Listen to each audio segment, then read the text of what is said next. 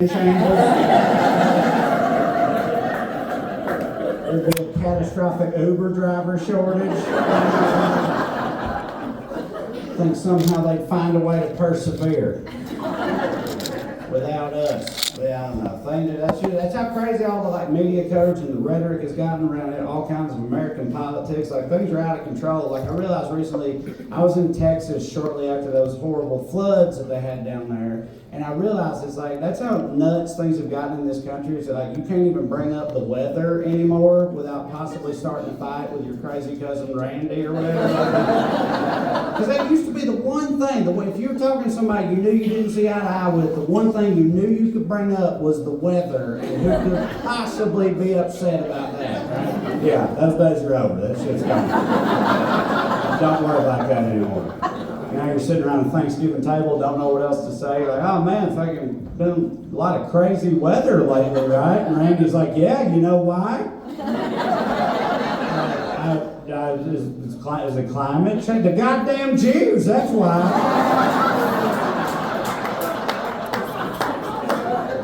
You didn't know that? You didn't see that? No, just the other day on Twitter, fucking Cat Turd said. He said they fucking got a space laser fired at the water cloud. Well, look it up. Fucking makes sense. And you're sitting like, that makes sense to you? How is sense made where you're at? It's crazy. Things are crazy right now. I overheard my middle school age sons talking about tariffs in their bedroom the other day. It was like, you know how wild you got to get with tariffs to make middle school boys bring that shit up? There ain't no tariffs in Fortnite, you know. Tariffs ain't got titties. Why are they talking about it?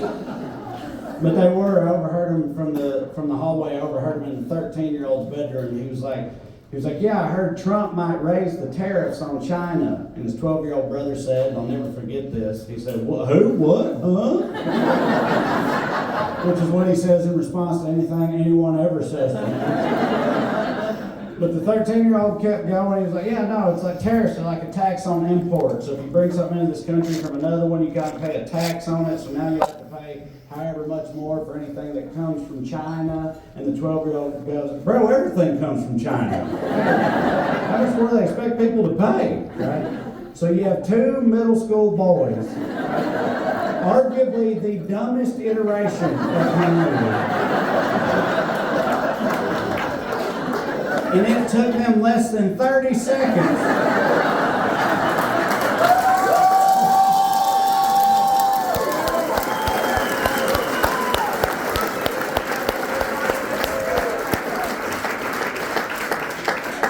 I don't know, they seem to have their heads on pretty straight. My sons, their first introduction to any kind of American politics at all was last year during the campaign season, during the election. Specifically, they watched the debate between Trump and Kamala. And before that debate happened, I had never told them a single word about American politics because I want them to enjoy their childhood. I hadn't felt the need to burden them with this hellscape just yet. So I never told them anything about it, but they asked me. They wanted to know if they could watch that debate, and of course I'm not going to say no. Of course I'm going to let them, you know. But internally, I was pretty worried, man. Internally, I was like, dude, you know, their brains ain't fully developed. They don't understand the way things really work in the world. That's his target demographic.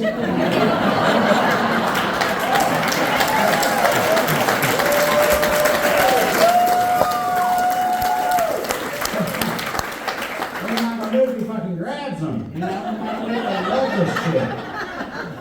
And I was so worried about it, but throughout the whole debate, I just kept hearing from the other end of the couch, like, dude, what?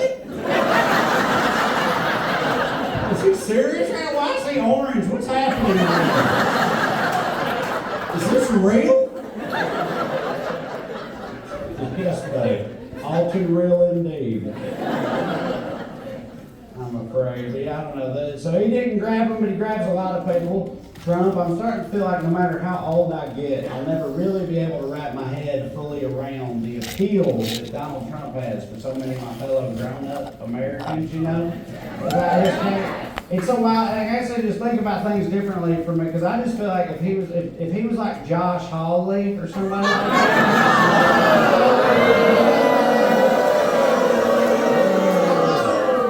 He's not here. Why I brought him up, right? But no, I'm just, if he was like Josh Hawley or somebody like that, like I would still hate that person, but you know, like his suits fit and he knows how words work.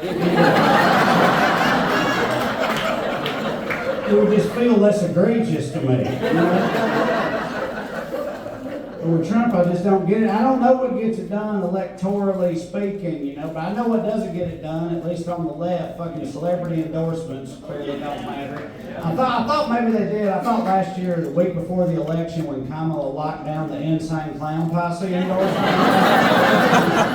I thought that was going to shore up the trailer vote, you know, really nudge them over the finish line. But alas, it was not to be, you know, because apparently celebrity endorsements don't mean all that much. They can't, because I don't care what side of the political spectrum you're on in this country, you have to acknowledge that the left has way better celebrities on it.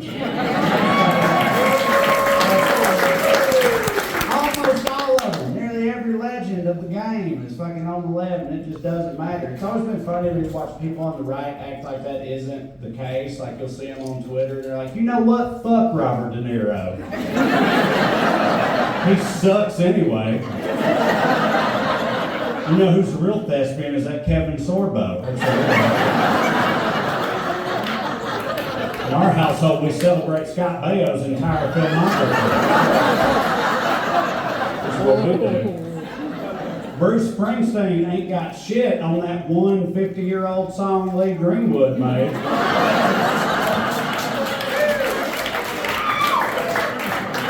We'll just play that on repeat and be just fine.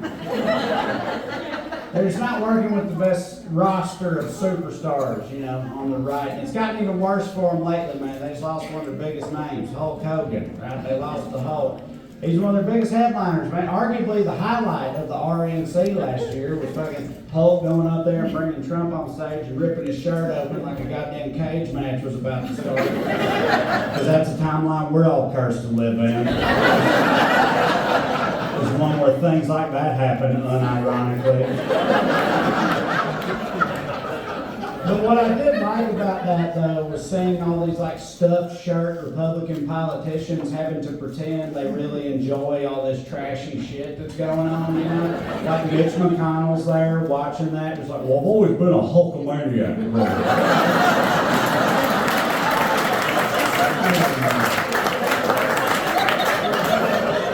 I've always loved the Hulkster.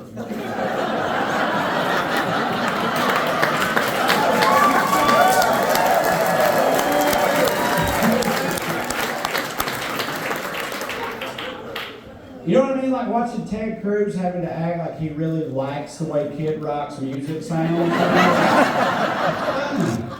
As far as I know, you don't. You don't like the way that sounds, Ted. I know you don't because it's not the muffled pleas of your victims.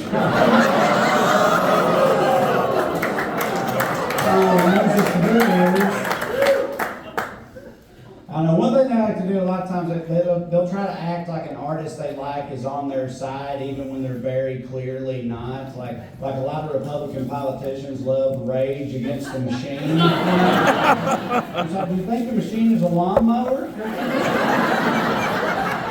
You're the machine, bro.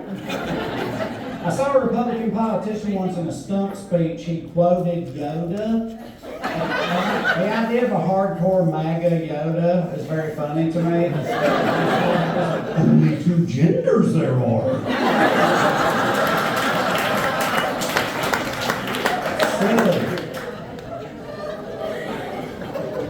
Silly, man. I don't know what gets it done. Doesn't matter what I know, though. They got all the power. They're pursuing their agenda very aggressively. Amongst many other things, they're trying to root out the problem of DEI. They hate DEI. Whenever you just say that, it sounds like any other three-letter acronym, you know, but DEI stands for diversity, equity, and inclusion, and I feel like those are three kind of weird things to hate that much, you know. I kind of feel like it makes you seem like an asshole.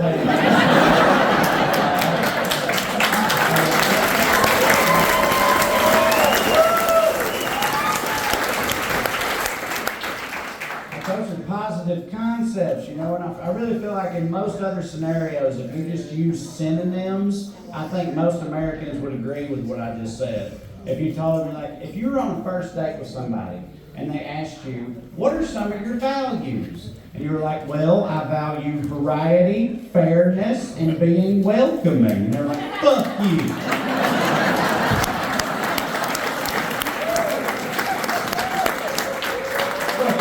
All that. That shit's un-American.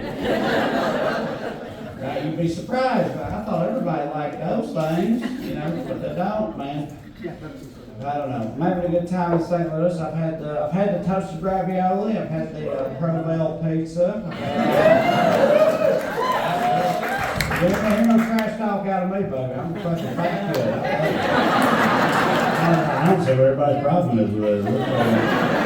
That's pretty good to me. And I'm going to get the gooey butter cake. Believe me, I would never, I'm saving that for last. I would never skip over that. But yeah, no, I don't know. That really is how I think about most of the trips I make as a comedian, is around the food I'm going to eat, you know, because I'm a fat kid and it means a lot to me. It's like, I know I'm not alone in that. Like, it's a very, very famous cliche that everybody knows. They say that the way to a man's heart is through his stomach, right? I thought about it, and I don't think that my heart is in my stomach. I'm pretty sure my dick is in there. Because my stomach acts way more like a dick than a heart. Right? My stomach's not a hopeless romantic, it's a shameless slut. Which has no standards at all. You know, like apparently a lot of men have a stomach that would, you know, pen a handwritten ode on the virtues of the noble and nutritious bean or some romantic shit like that. Right? But my stomach's way more likely to slide into Velveeta's DMs. 2 in the morning, it's like, you up? And melt on my face.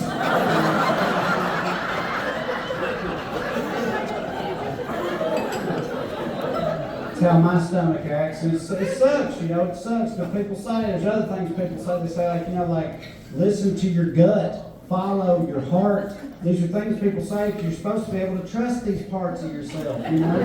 But what if your dick is in your gut? Nobody says follow your dick. Everybody knows that's a bad idea. I can't listen to my gut, man. My gut leads me astray every goddamn night. Every night whenever I'm home with Katie and the kids, they've long since been asleep. I finally turn off Netflix, I stand up, I start to head back, and my heart tells me to turn right and join my loving wife in our marital bed for a night of restorative slumber. And my dick gut goes, or you can turn left into the kitchen and eat Girl Scout cookies over the sink in the dark until you're like fucking dying.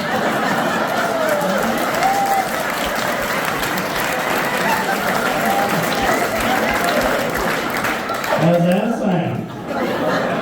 That don't sound sad at all, right? You know where you're gonna regret that later. Like most men, I listen to my dick every time. There's at least a couple of women in here right now going like, damn, I think I got a dick in my gut.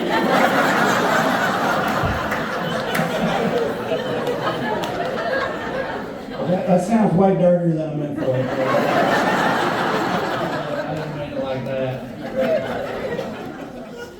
I don't know, man. It is crazy times. I don't know what we're going to do. You meet people sometimes like, I know what I'm going to do. I'm getting the fuck out of here. That's what I'm going to do. And I'm always like, fucking, how do you do it? Who's taking us? Like, we got a Papal in Luxembourg or something? How'd you hook that up? What's your secret? Well, now people are planning to do that, but it's not just that. It's also like, I don't know how to be nowhere else, man. I've only ever been here in America, you know. Like, I just went to the UK for the first time recently, and I was worried about it. Before I went, I was like, dude, you know, I'll get over there, they'll hear me talk, they'll think I'm dumb. I'm not used to that kind of thing, you know.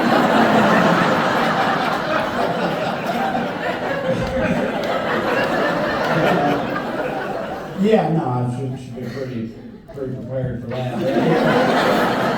But I don't know, in my head it would be worse. In my head, it was like, they think every American is a loudmouth dumbass, and to them, I'll sound like the loudmouthiest, dumbassest type of American. They're gonna fucking hate me, right? So I was asking people for advice before I went, like seasoned American travelers, people that spent time abroad, asking them for tips. And one thing that kept coming up, they're like, one thing a lot of American travelers do recently, because of our reputation abroad, one thing you can do is you can just tell everybody that you're from Canada. I don't think that's going to work. Some British are like, so where are you from? You ever heard of Ottawa?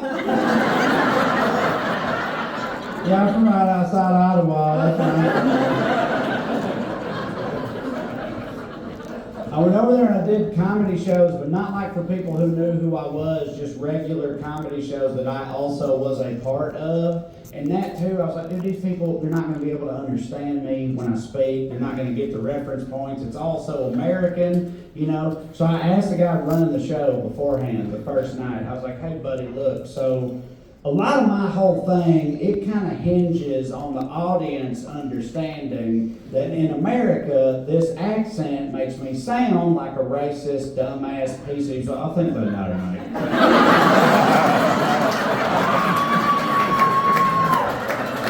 All right, well, I don't know whether to feel better or worse about that. But thank you for that very prompt response. You didn't have to mull that over at all. And that wasn't the only thing that English people said to me that I thought was funny while I was there, because I went to England first, but then after that I was going up to Scotland, and I'd never been to either place before, and I kept telling English people that I was going up to Scotland, and they kept saying to me some version of, I think you'll find a certain kinship with the Scots.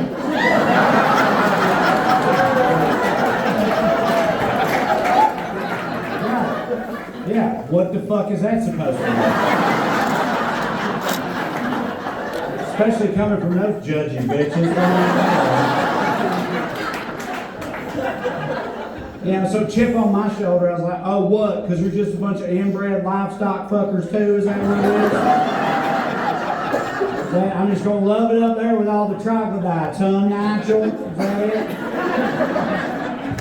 And I still don't know exactly what they meant, but what I do know is they were 100% right. Love Scotland.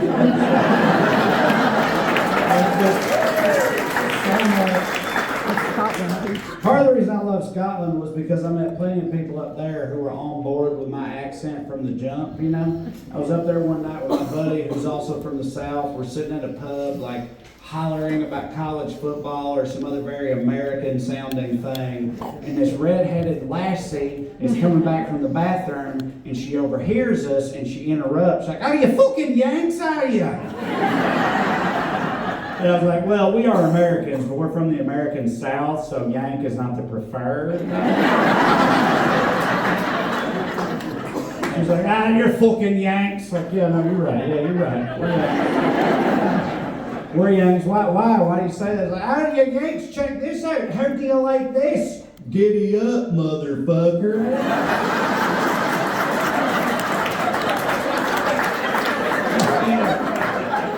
Fucking sound just like you. But they loved it. Yeah, another part of my affinity for Scotland was maybe ancestral, you know? Because in this country, a lot of hillbillies and Appalachians and rednecks and shit, like, originated from Scotland. That's where our people came from to begin with. But honestly, I don't know why I would care about that personally, because I've never gotten into ancestry, really. I know it's been a big fad in recent years, but I know that my family's been in the South for generations. So whenever other white people are like, yeah, you can use 23andMe to find out all about what your ancestors were up to, I'm just like, I'm good. We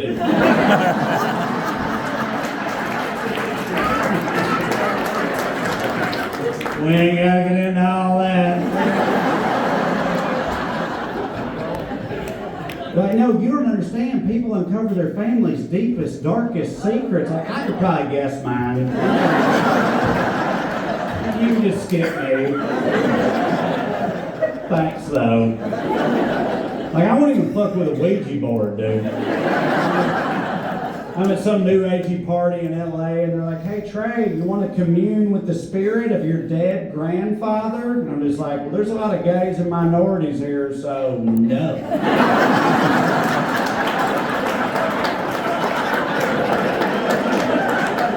No, I do not. We could just leave him in hell. If that's all right with you. Then they don't listen to me, they bust the Ouija board out anyway. We're all sitting there around it, and as soon as that little slider floats over the letter N, I just flip the table. I said I didn't want to do this shit. So yeah, there's an ancestral connection between Scotland and the South, but the only thing that I actually thought when I learned that, the only thing that actually occurred to me was like, dude, why did we ever stop talking like that? But that's how we talk to begin with. Why would you change that? It's a fucking awesome way to talk, you know? Like, I just feel like if we never change that, it might make some of the dumber things we say easier for other Americans to swallow, you know? Like if you met some dumbass in Alabama who was like, I don't give a piss about nothing but the tide.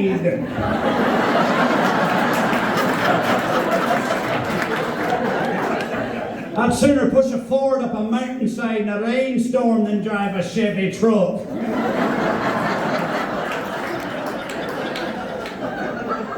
Just might be more palatable that way, you know? But no, they just had to change it. And I'll never understand how this is the finished product for them. They couldn't have workshopped this a little bit more. Now I just got to talk like this forever.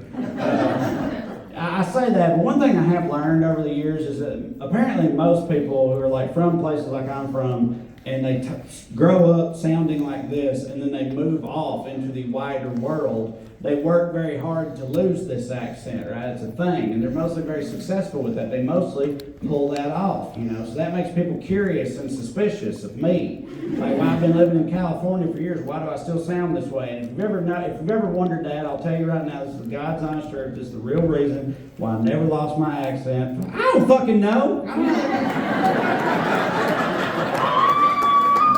don't know how they did that shit.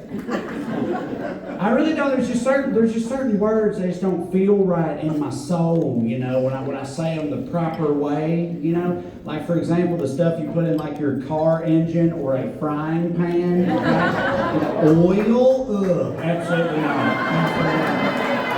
See how much it pained me to say that shit that way? But no, that's fucking oil. That's what that's called. It's called oil. You change the oil. That's what a man does. But if I went to a mechanic in the South, it was like, if you checked your oil, I'd be like, give me my fucking keys back. You don't know shit. I just can't do it, you know, but it's not like I wasn't told. I got told growing up by like guidance counselors, college advisors, people like that. They told me, they're like, Trey, people in the wider world, people in the business world, they're not going to accept you if you sound like this. And I was always like, okay, but why though? Because it's not like I'm going to be in some staff meeting talking about what happens when you kick a skunk in its stank hole. You know, which I mean, I do know, I have seen that. I do know what happens. But I'm not going to just bring it up out of nowhere. Like, I know how to talk in polite company, man. I'm both loquacious and grandiloquent, goddamn.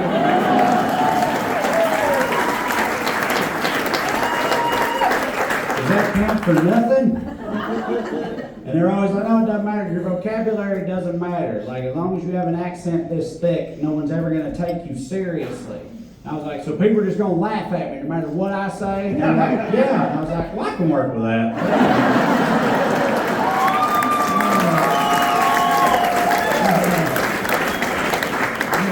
stand for that too. Because I did realize along the way that to a certain subset of people in this country, just like hearing big words in this accent is like seeing a monkey read a book or something. It's just inherently amusing for them. So I've long since embraced it, but that doesn't mean that all those people who told me growing up that I should lose my accent, that doesn't mean they were wrong necessarily, because like it really only works in this specific scenario. Like in most other professional talking situations, like I couldn't get away, like I couldn't be a fucking news anchor if I still sound like this. It was like, welcome back. Tonight, unrest in Central Asia following the actions of brutal Turkmenistan dictator Gurbanguly Berdimuhammedov. Yeah. See, you don't even know what he did yet. Motherfuckers over there reinventing crimes against humanity. You're giggling about it.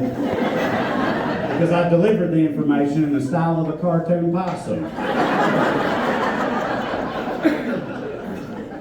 Just don't work, Been a lifelong thing for me, my accent, but luckily I moved to Los Angeles, so it never comes up anymore. Slides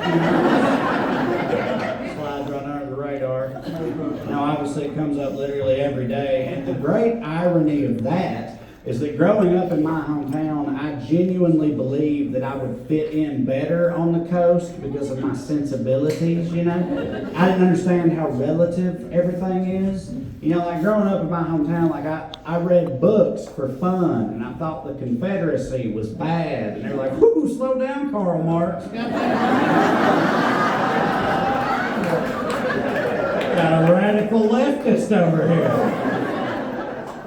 And now I tell people in LA that I don't compost, and they kick me out of the Good Humans Facebook group, Shit just comes up I never anticipated before I actually moved to the coast. Like my wife sent me another Facebook post the other day from this LA mommies group that she's in. And this other LA mommy was she was trying to find a vegan wedding photographer, right? And this might be kind of personal for me because my little sister is a wedding photographer and she keeps Vienna sausages in her purse. Which, yes, I said Vienna. I do know it's Vienna. That's another one of the words like, oh, it's like, oh, I'd love to have those congealed wieners, but not if you're going to be all French about it.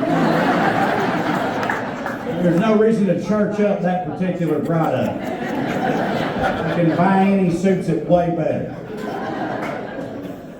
Anyway, the point is, my little sister eats canned meat with her fingers while documenting the most important day of people's lives. And now that I say that out loud, I can see why you might not want that. But still, though, it has to be a vegan specifically for taking the pictures. Like, why does that matter, And I guess the answer is because we can't have our special day documented by a murderer, right? And that is the question. If you genuinely in your heart believe that meat equals murder, does that justify that position, So I asked my wife recently, I was like, hey, honey, hypothetically, would you hire a killer to take your wedding pictures? And she was like, well, can I see their portfolio first? I need more information than that. Who did they kill? Did they have it coming? What's their rate? Is there a murder this one? Need more context. Things just come up I never anticipated before I moved out there. I was at a very Hollywoody get-together recently. It was me and a bunch of other LA people standing in a circle talking about social issues because we're heroes, and that's what heroes do. And when it was my turn, I said something offhand, and I said something about, we need to do a better job out here trying to help the homeless, right? And this other LA person goes, actually, it's unhoused, right? Which is the first time I've heard that, and I was like, yeah, that don't mean the same thing. Like homeless, unhoused, feels pretty synonymy to me. Also, why are we focusing on that part of what I said? You don't want to talk about the helping them part? You want to talk about the words part? Okay, that's fine. We get so caught up, man, on what people say in this country. We need to pay more attention to what people mean. That's what I think. We need to listen more to what people mean.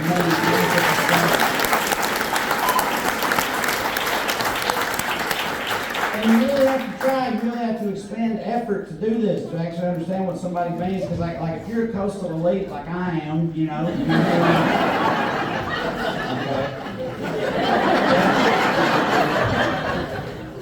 But yeah, if you're also brilliant, you might get on you might hear some dude on a podcast say something like, any policy allocating public funds to the support of the economically marginalized fundamentally disincentivizes those persons from working to improve their own situation. And it's like all those words sound smart on their own, but bro, just say you're okay with the government letting poor people die. Like that's what that means, isn't it? Just say what you mean. Is that not what that means? Just say what you mean, but to be fair, it just works in both directions. It works the other way too. My best friend from back home, his name's Thompson. He's a construction worker. He's a real blue-collar, redneck guy. But he also was raised by hippies, so he's kind of a flower child, too. We were talking recently, and I'm going to tell y'all what he meant, okay? This is what he meant. What he meant was, man, I'm getting tired of the vitriol expressed towards immigrants from the white working class, when my own lived experience would suggest that immigrants tend to outperform white workers in blue-collar fields, and as such, the capitalist dogma itself recommends their continued employment, right? That's what he meant. Okay? That's what he meant. That is not what he said. Not at all what he said. Now, what he said was, dude, all these people talking shit about immigrants taking their jobs won't do the goddamn jobs in the first place. All right, like hell, even if you did hire some white trash crew instead, they're just going to half-ass the shit out of it. Like, no. Now, anybody works construction for real, tell you right now, you want it done right, get you a Mexican. That's what he said. That's what he said. That's a fair-minded, even-handed ethos right there. But you can't put "get you a Mexican" on a T-shirt.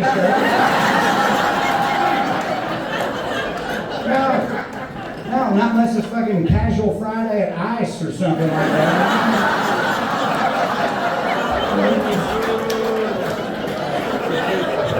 It sounds bad.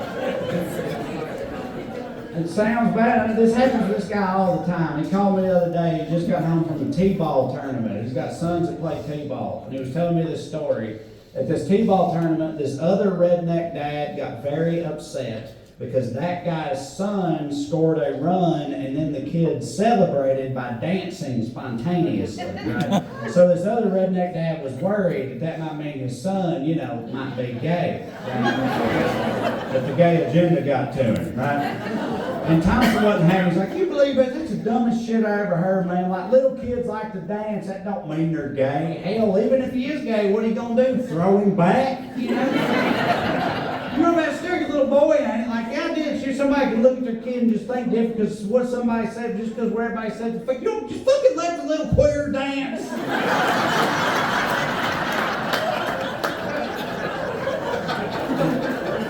His heart's in the right place.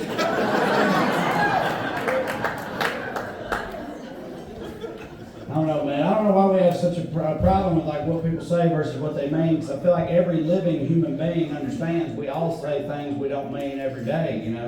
You're at your job, coworker walks by, you're like, "Hey, how's it going?" You're like, "Fine, how are you?" Right?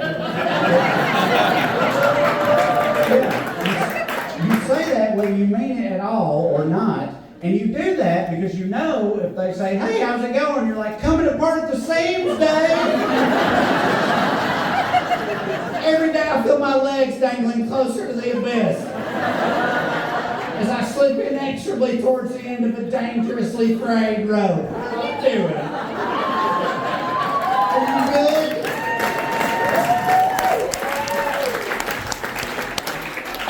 You don't do that because you know if you do that, they'll alert the authorities. So you say the other thing.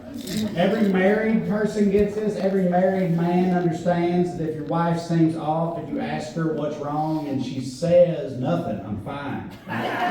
You know what that means is you have fucked up. And you don't know exactly how, but you further know you're going to spend the next few hours playing a weird game of marriage clue, trying to put the pieces together. Before long, you're going to be standing there like, okay, was it me in the living room with a failure to realize you got your hair did today? Was that it? No, that wasn't it? Okay. Okay, all right, I got it. Was it me in your head with a woman I cheated on you with in a dream you had last night? No, so, okay. Well, I know it was me. I know that. Still working on the other parts. I don't know, man. I say we should be better at understanding what people mean, not just what they say. But to be fair, we all live in a very weird time. We live in a time of disinformation and propaganda, like people very pointedly saying things they don't mean with an objective in mind when they do it. And a lot of that is focused on like places like where I'm from, like rural America, and it's very effective too, you know. But there's one propaganda campaign that I can't believe it's working as well as it is in rural America, and that's the attack they're doing on public education, right?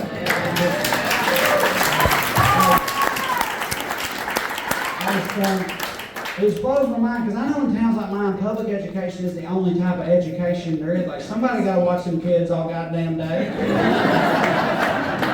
Me and Mom just went back to jail. You got to fucking drop them off somewhere.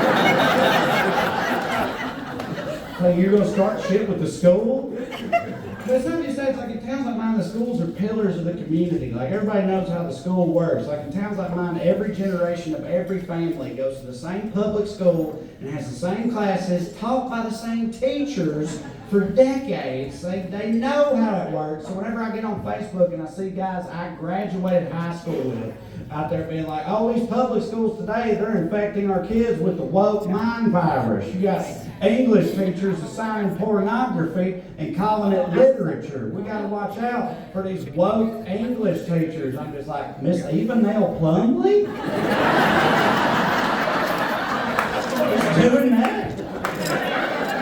She's been teaching English and playing organ at the church for 35 years. So we got to watch out for her. You're like, oh yeah, not just her, not just English class, history class too. Little white kids are being taught to feel bad about themselves because of the perverted version of history these woke history teachers are feeding them. And I'm like, Coach Ledbetter.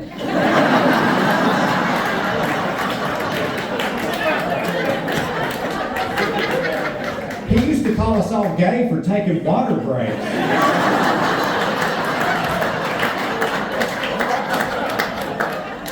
He's a woke indoctrination agent? Like, it just don't make any sense to me, man.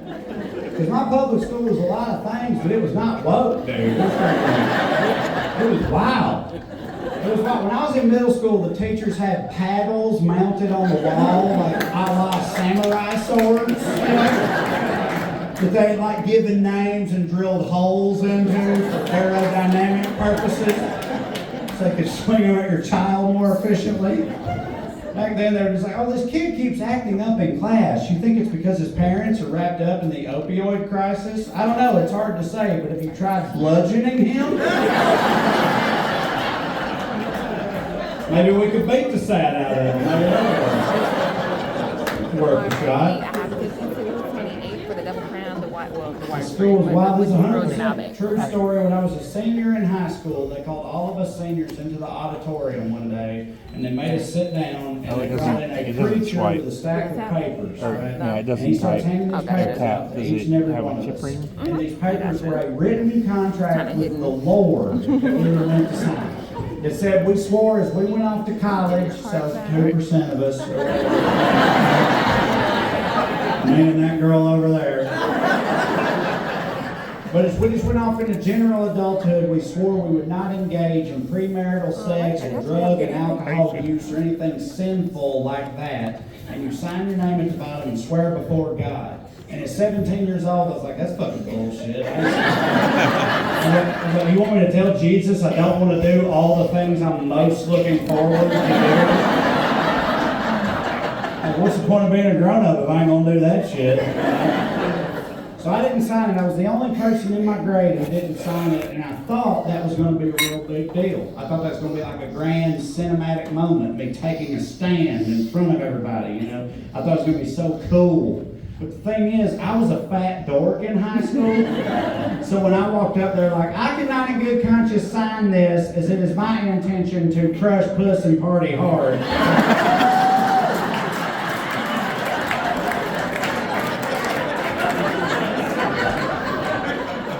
Yeah, Coach Ledbetter was just like, whatever you say, Charlie.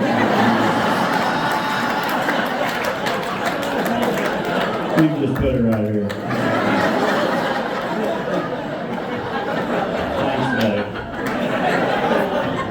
The principal's up there like, no, we need his signature. He's like, he wears pants and zip off into shorts. It'll be fine. Maybe I'll worry about him. I thought it was going to be so cool, man. What I failed to realize is what the actual cool kids in my school did is they just lied to the Lord's face. You know, they just signed it without a second thought. Went up there and slapped it down like, there you go, Jesus. Or high-fiving each other and shit. I'm in the corner pushing my glasses up like a man's word is all he had.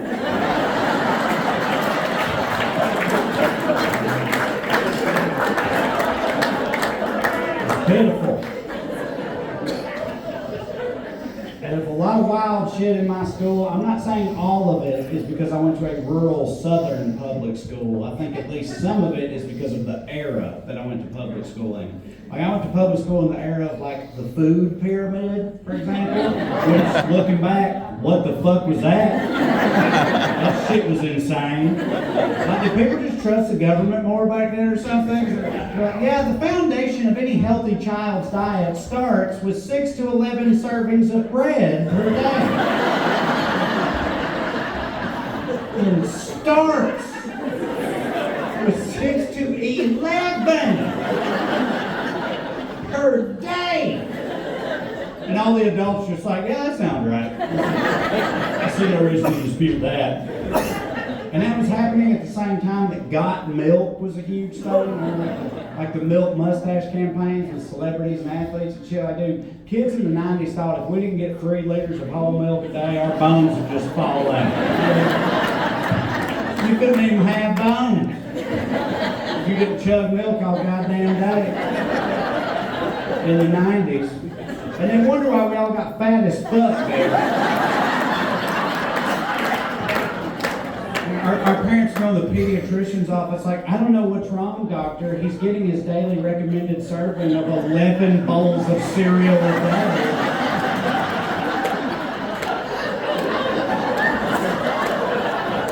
And yet his blood sugar keeps going up. I'm confounded. But yeah, anyway, my school was not woke, but I'm not going to stand up here and act like woke public schools don't exist anywhere in the world. You know, like my sons go to public school in the Los Angeles area, and honestly, their school's pretty woke. They got like rainbow flags and BLM stuff all over the place. When you walk in an office, they got a big band. They got a big ass land acknowledgement on the wall, which if you don't know, that's where it says like, we acknowledge that the land we are on was unjustly taken away from the indigenous people. Absolutely, I totally get what you're doing out there. I just can't help but find that a little bit funny though, because I feel like the underlying implication of that is, I mean, don't get me wrong, we're still going to keep it.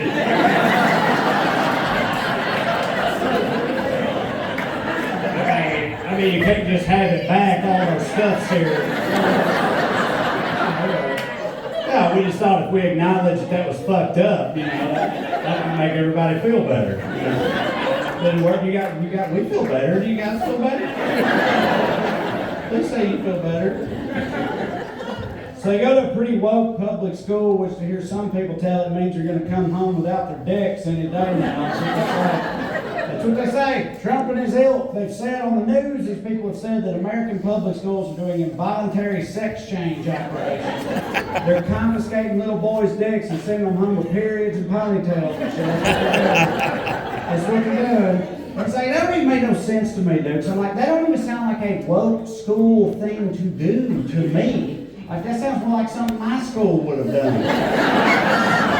They're confiscating little boys' dicks as punishment? That's some Coach Ledbetter shit, dude.